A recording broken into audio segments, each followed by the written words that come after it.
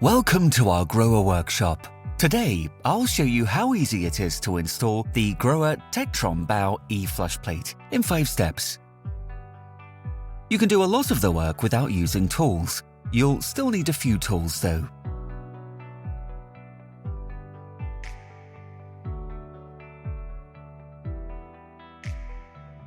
So let's get started. The box contains the flush plate with all the connecting parts. It's certainly helpful to read the assembly instructions. The flush plate draws 6 volts and the AC adapter needs a 230 volt connection.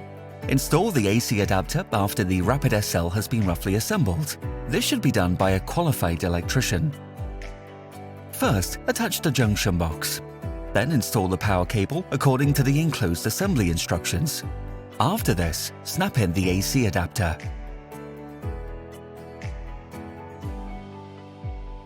Now connect the corresponding extension cable and lay it in the cistern. Simply guide the power cable through the side opening of the water supply line and let it hang out of the inspection shaft.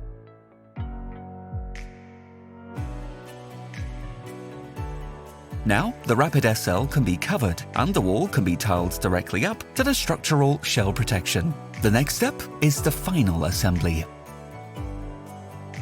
The inspection shaft must be cut completely flush with the wall so that the flush plate does not protrude over the edge of the tiles later on.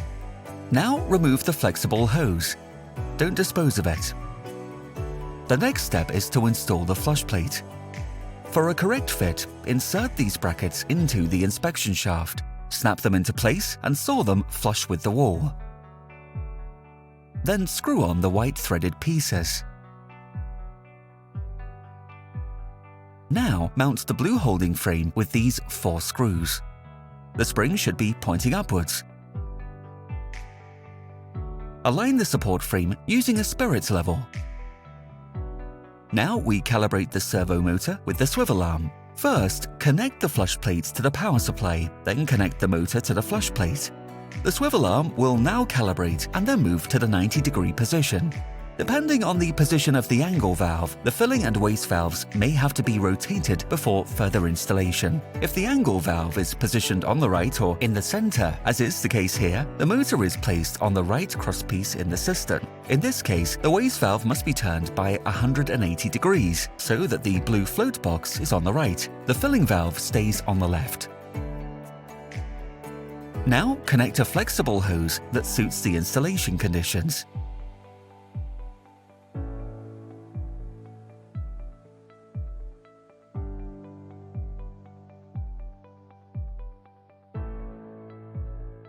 After this, snap the motor onto the crosspiece. You'll hear an audible signal when the positioning is correct.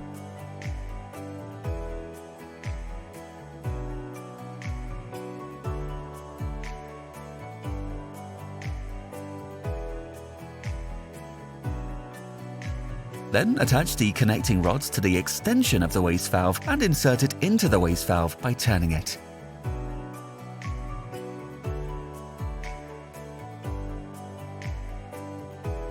Then attach the connecting rod to the lever handle arm and turn on the water supply at the angle valve. Now make sure that the pneumatic hose is clipped to the cross pieces on both sides so it does not interfere with other moving parts. Then connect the flush plate to the power supply. Loop the cables and clamp them onto the flush plate in the openings on the sides of the support plate. This prevents the cables from coming into contact with moving parts in the cistern. Now connect the flush plate cables to the power cable and the motor. Finally, place the flush plate on the holding frame from above. Press on it and secure it from below with a locking screw. Done! Let's test it. Perfect! The Tectron Bau E flush plate can be individually configured according to a customer's needs. A total of up to 7 programs are available and can be manually selected.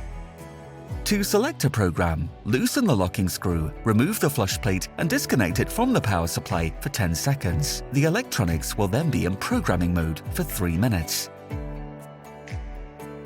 Now place your thumb on the sensor. The LED will flash first, then go out, and then light up permanently. Then remove your thumb from the sensor and put it back there again right away. Now you're in program mode. One flash means program 1, i.e. factory setting. If you leave your thumb on the sensor, it will cycle through each program, flashing from 1 times to 7 times, and then start again with program 1. When you reach the program you want, remove your thumb from the sensor, program 6 in this example. In this case, it confirms by flashing 6 times. After that, 3 flashes indicate that the program has been activated. Now the electronics are back in programming mode for another 3 minutes. The flush volume can be adjusted between 3 and 9 liters. The factory setting is 6 liters.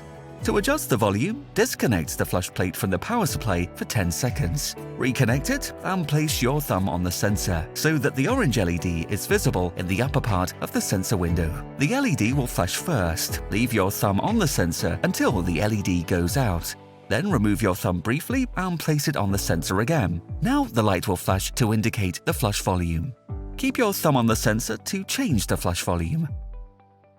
3 flashes stand for 3 liters, 9 flashes stand for 9 liters.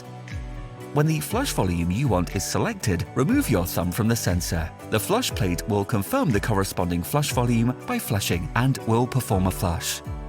You can activate the cleaning modes to avoid any unwanted flushing while the toilet is being cleaned. This switches the flush plate off for 3 minutes. To do this, put your thumb on the sensor until the LED lights up for a long time and then starts flashing slowly. Then remove your thumb and the LED will flash and flicker quickly. The flush plate is now switched off for 3 minutes. To switch it back on before the 3 minutes have elapsed, put your thumb on it again. Now the LED will light up for a long time. When it goes out, remove your thumb. Tectron is now active again. This can be easily tested by triggering a manual flash. To do this, hold your hand less than 5 centimeters in front of the sensor. Alternatively, the flush plate can also be conveniently configured via remote control. A graphic interface and further functions are available to the user for this. To prevent water stagnation, which leads to soiling when the toilet isn't used for a longer period of time, Tectron automatically flushes the toilet. To change the factory setting of every 24 hours, you can choose between 4-hour and 60-hour intervals in the remote control menu, and finally transmit the setting by selecting Send. The selection is confirmed by a tick. The detection zone can also be set between 35 and 70 centimeters. If the detection zone is too large, the flush can be triggered unintentionally. Another feature that can be conveniently set via the remote control is dual flush. Here, the flush volume is set according to the duration of use.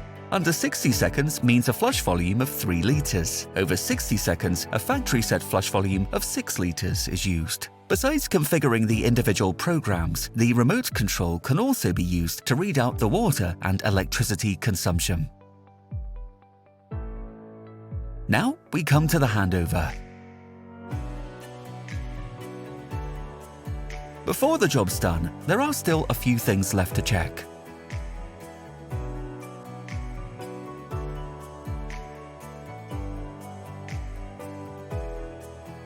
Job done!